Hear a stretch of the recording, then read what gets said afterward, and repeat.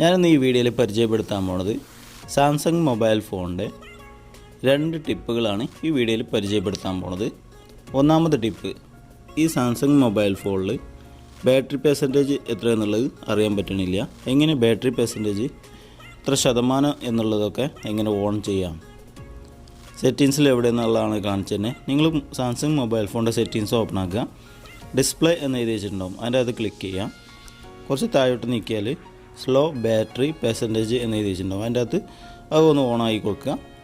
ഓണാക്കി കൊടുത്താൽ ഇവിടെ 77% എന്നൊക്കെ കാണിക്കും. നിങ്ങളതിൽ എത്ര ബാറ്ററി ശതമാനം എന്ന് കാണിച്ച് ഇപ്പോൾ മുകളിൽ നോക്കിയാൽ കാണാൻ പറ്റും.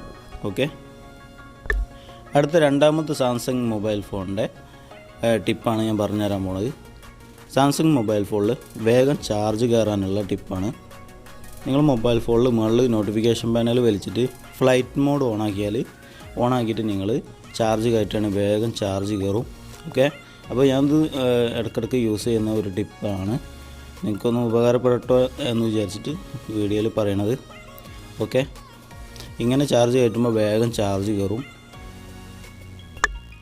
അടുത്ത മൂന്നാമത്തെ ടിപ്പ്, മൂന്നാമത്തെ സാംസങ് മൊബൈൽ ഫോണിൽ എങ്ങനെ നിങ്ങളുടെ മൊബൈൽ ഫോണിൽ എത്ര റാം ഉള്ളതെന്ന്, അതുപോലെ സ്റ്റോറേജ് എത്ര ഉള്ളതെന്ന് എങ്ങനെ ചെക്ക് ചെയ്യാം. സെറ്റിങ്സ് ഓപ്പൺ ആക്കുക, കുറച്ച് താഴോട്ട് നീക്കുക. അപ്പോൾ ഇവിടെ സ്മാർട്ട് മാനേജർ എന്ന് എഴുതിയിട്ടുണ്ടാവും, അതിൻ്റെ അകത്ത് ക്ലിക്ക് ചെയ്യാം.